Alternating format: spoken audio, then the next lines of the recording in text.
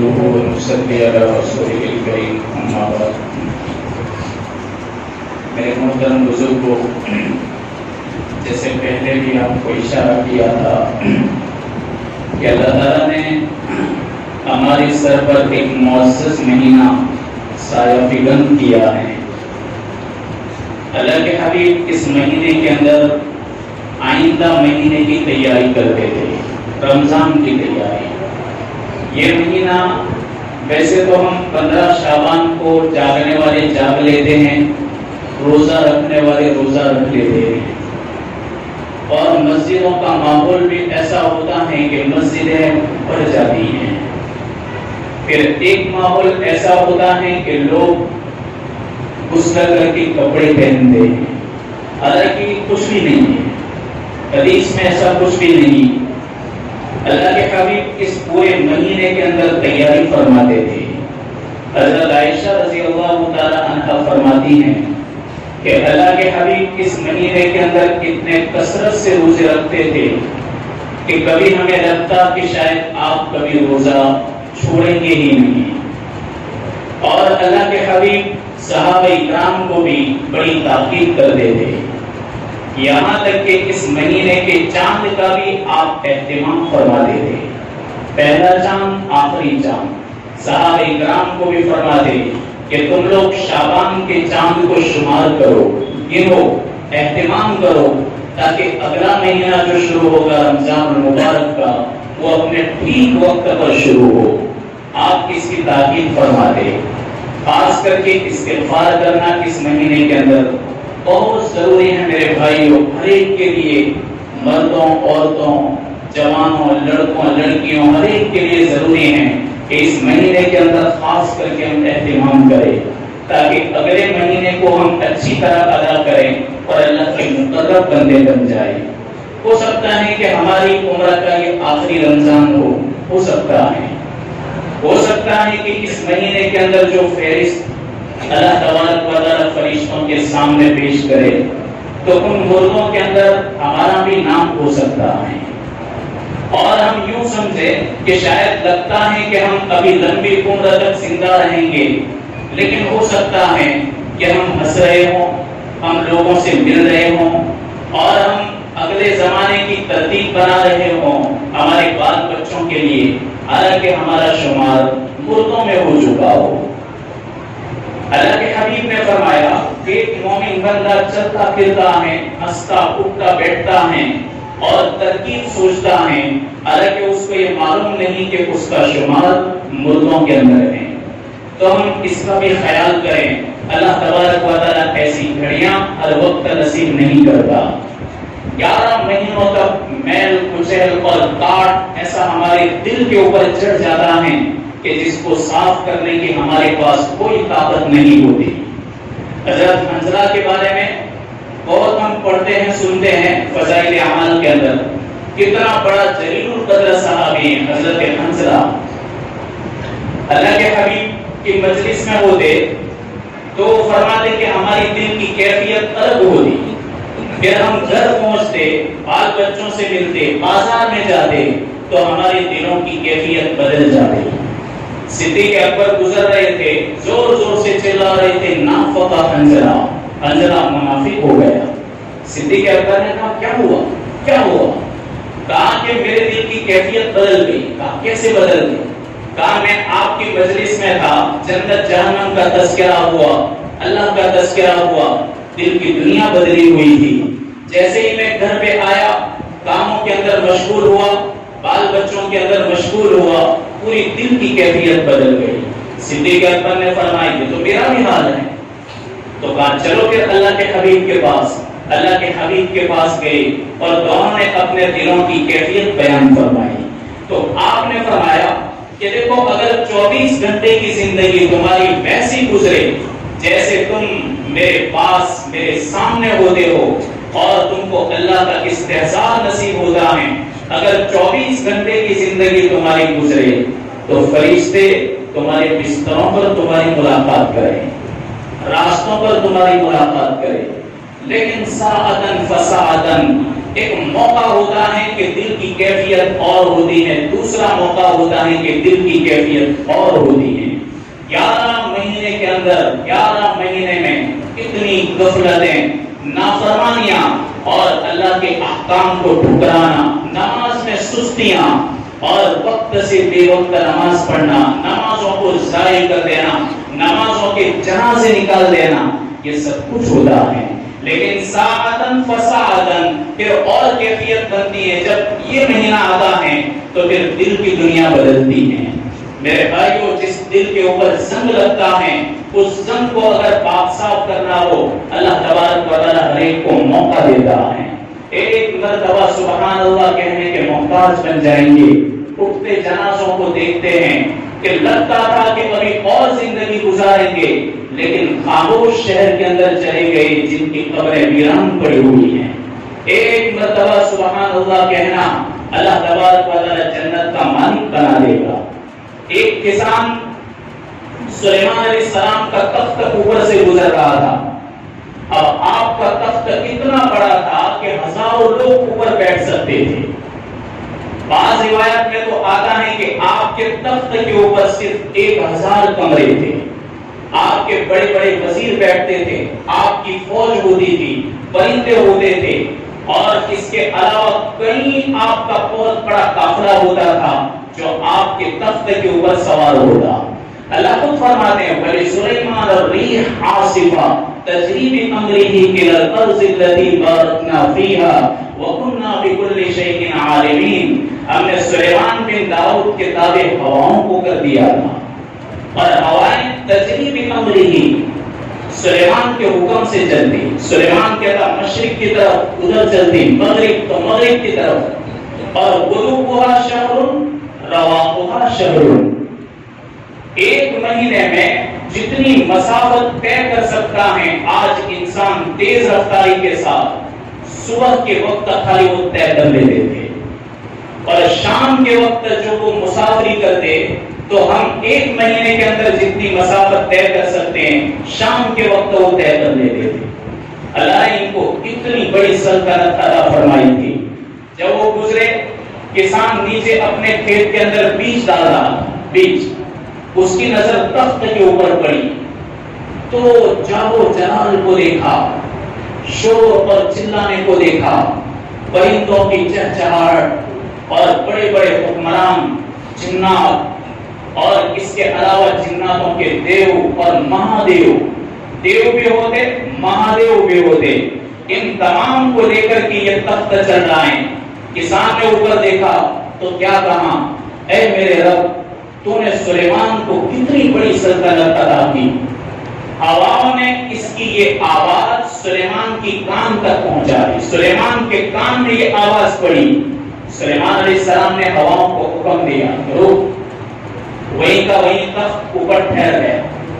پھر ہواؤں کو کہا کہ اس کسان کی طرف چل، تو ہواؤں نے رخ موڑ دیا، اسی کے کھیت کے اندر پورا تخت نیچے اتارا۔ کسان کو بلایا، کہا تو نے کیا کہا؟ کہا میں نے یہ الفاظ کہے۔ آپ نے کیا فرمایا؟ تجھے پتا ہے تیرا صرف ایک مرتبہ سبحان اللہ کہہ دینا، ایک مرتبہ الحمدللہ کہہ دینا، سلیمان بن داؤد کے تخت اور اس کی سلطنت سے بہتر ہے۔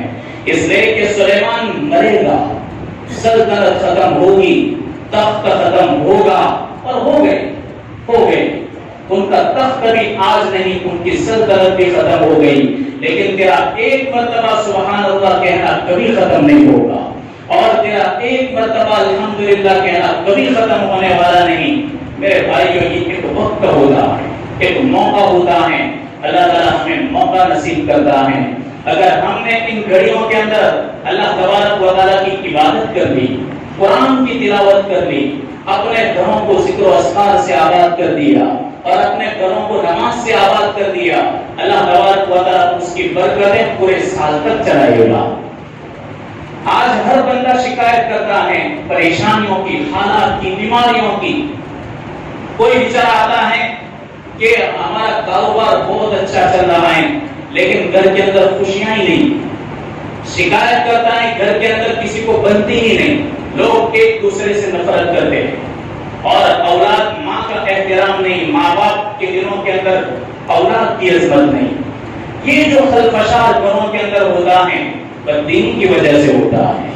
گھروں کے اندر جب قرآن کی تلاوت نہیں ہوتی اور لڑکے اور لڑکیاں دعاؤں کا اہتمام نہیں کرتے تو میرے بھائیوں گھروں کی زندگی برباد ہو جاتی ہے۔ اس لیے ہم بہت اہتمام کریں۔ بڑی شرم آتی ہے کہ کتنے ایسے ہٹے کٹے نوجوان ہوتے ہیں کہ جو اگر پورا سال بھی روزہ رکھنا چاہے، اللہ نے اتنی طاقت دی ہے کہ پورا سال روزہ رکھیں، لیکن ایک روزہ رمضان کا نہیں رکھتے، ایک روزہ نہیں رکھتے۔ کچھ ہوٹلیں ایسی ہوتی ہیں کہ ان کے آمد و رفت سے آباد ہوتی ہیں۔ کتنی امت کی جوان بیٹیاں ہیں کہ جو رمضان کا مہینہ کیا ہے اور رمضان کی عظمت کیا ہے انہیں کچھ معلوم نہیں، انہیں کچھ پتہ نہیں ہوگا۔ کتنا ان کے دل کے اوپر زنگ چڑھ گیا ہے کہ میرے بھائیو رمضان المبارک تک کی عظمت ختم ہو جاتی ہے۔ اللہ ایسے دل سے ہماری حفاظت فرمائے کہ اللہ تبارک و تعالیٰ ایسے دلوں کو غلاف میں کر دیتا ہے۔ جس کا دل غلاف میں پڑ جاتا ہے تو خیر کی کوئی بات اس کے دل پر اثر نہیں کرتی۔ بہرحال اب رمضان سے پہلے ہمارا جو مضمون تھا اس کے متعلق 2-3 باتیں آپ کے سامنے عرض کرنی ہیں۔ انہی ایام کی برکت سے اور انہی دنوں کی میرے بھائیوں عظمت کی وجہ سے اور اعمال کی وجہ سے اللہ تعالیٰ ہمیں جنت نصیب کرے گا۔ انہی کی اعمال کی وجہ سے آپ نے فرمایا کہ دنیا کے اندر تھوڑا تھک لو، محنت کر لو، اپنے آپ کو مصیبت اور مشقت میں ڈال دو، پھر ابد الآباد کی زندگی اللہ تعالیٰ تمہاری چمکا لے گا۔ قیامت کے اندر اللہ ہمیشہ اور دائمی نعمتیں تمہیں عطا کرے گا۔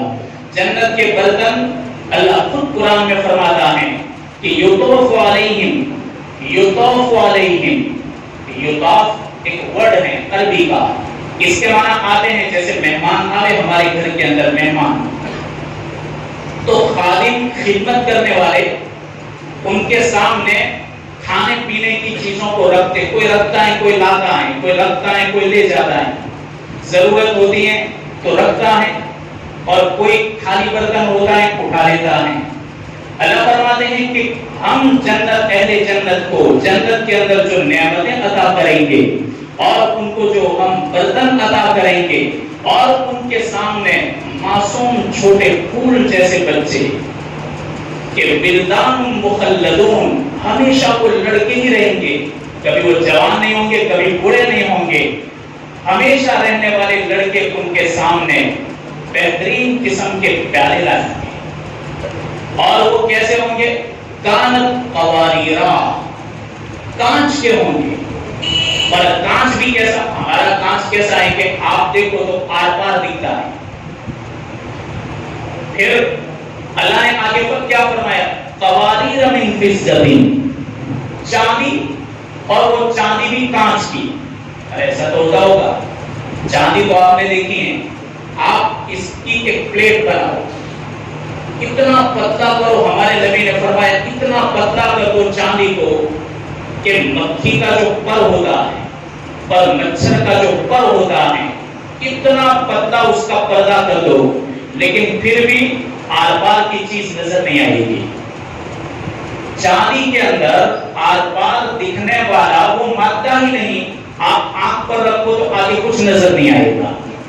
اللہ فرماتے ہیں کہ میرے نیک بندو، میرے جنتیوں، میں نے تمہارے لیے ایسے گلاس تیار کیے ہیں کہ قواریر من فضة، وہ چاندی کے ہیں اور چاندی کانچ، اور وہ چاندی کے ایسے گلاس ہیں کہ وہ جب بھرے جائیں گے تو دکھے گا صاف۔ اب چاندی کو آپ موڑو تو مڑ جائے گی، کانچ کو موڑو تو ٹوٹے گا، کانچ گرے گا تو ٹکڑے ہوں گے، چاندی گرے گی تو ٹکڑے نہیں ہوں گے۔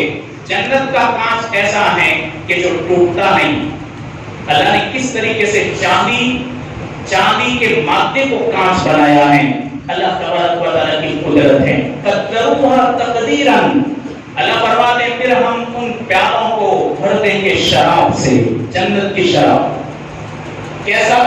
قدروها تقدیرا، ایک اندازے سے، نہ اتنا کہ پینے کے بعد بچ جائے، نہ اتنا کہ پینے کے بعد خواہش باقی رہے اور ختم ہو جائے۔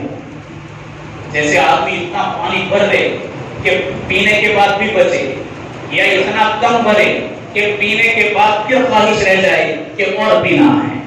اللہ فرماتے قدروها تقدیرا، اور پھر یسقون فیہا کأسا کان مزاجها زنجبیلا، پھر ہم اس شراب کے اندر تمہارے لیے بہترین خوشبو ڈالیں گے سونٹ کی شکل میں، جس وقت تم پیو گے تو پینے کے بعد جب جنتی اپنے ہونٹ سے اس پیالے کو ہٹائے گا، آپ نے فرمایا کہ 70,000 سال سے بھی زیادہ اس کا حسن بڑھ جائے گا خالی پینے کی وجہ سے۔ اب یہ نعمتیں کہاں ملے گی؟ کہاں ملے گی؟ جنت میں ملے گی۔ کن کو ملے گی؟ جنت کو پڑھا نہیں، جنت کو سمجھا نہیں۔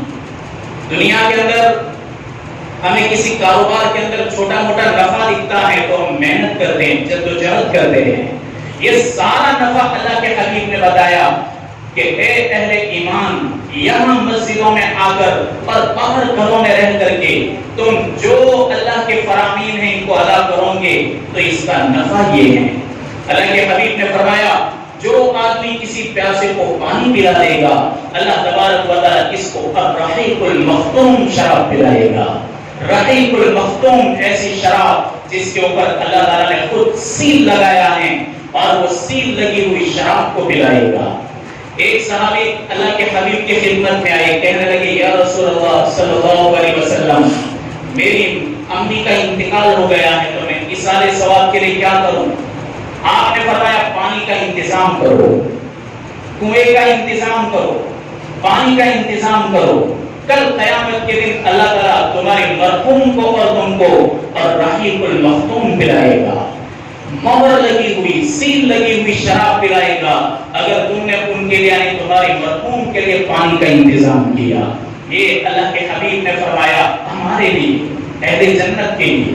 پھر اللہ کے نبی سے پوچھا گیا یا رسول اللہ صلی اللہ علیہ وسلم، دنیا میں کچھ عورتیں ایسی ہوتی ہیں کہ ان کا شوہر مر گیا، دوسرا نکاح کیا، یا پھر اس کو طلاق دی، دوسری جگہ نکاح ہوا، یعنی اس کے الگ الگ دنیا میں شوہر رہے، 2 یا 3 رہے ہوں۔ قیامت کے دن جنت میں اللہ تعالیٰ اس کا نکاح کس شوہر سے کرے گا؟ صحابہ نے پوچھا، آپ نے فرمایا کہ جو اس کا آخری شوہر ہوگا، جس کے نکاح میں اس کا انتقال ہوا ہوگا، اسی کے ساتھ جنت میں رہے گی۔ ایک روایت۔ دوسری روایت، آپ سے پوچھا گیا کہ ایسی عورت کہ جس کے نکاح دنیا میں متعدد ہوئے ہو، وہ کون سے شوہر کے ساتھ رہے گی؟ آپ نے فرمایا ان شوہروں میں جو سب سے بہترین اخلاق والا ہوگا اس کے ساتھ رہے گی۔ تیسری روایت، آپ نے فرمایا اس کو اختیار دیا جائے گا کہ یہ تیرے متعدد شوہر ہیں، ان میں سے جس سے تو زیادہ محبت کرتے تھے دنیا کے اندر، آج جنت کے اندر اسی شوہر کے ساتھ اس کو جنت میں رہنے کا موقع ملے گا۔ اللہ تبارک و تعالیٰ کس طریقے سے فیصلہ فرمائیں گے؟ اللہ کے حبیب نے فرمایا میرے بھائیو، ہم جنت کو بہت عرصے سے سنتے چلے آئے، جہنم کو بھی ہم نے سنا، جنت کو سنتے آئے، ابھی بھی جنت کے بہت سارے احوال باقی ہیں، اور پہلے ہی میں نے آپ کو بتایا تھا کہ ہم جنت کے متعلق صرف 2-3 باتوں کو سنتے ہیں، سمجھتے ہیں، اس لیے ہمیں اعمال کے اوپر زیادہ جذبہ نصیب نہیں ہوتا۔ ہم پوری جنت سنیں گے، اللہ تبارک و تعالیٰ ہمیں اعمال کے اوپر ذوق شوق نصیب کرے گا۔ اللہ تبارک و تعالیٰ کہنے سننے سے زیادہ عمل کی توفیق عطا فرمائے۔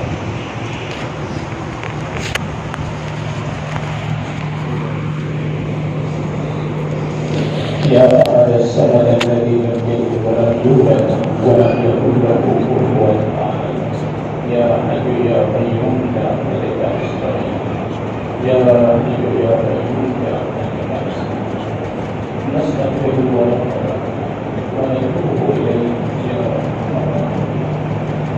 رب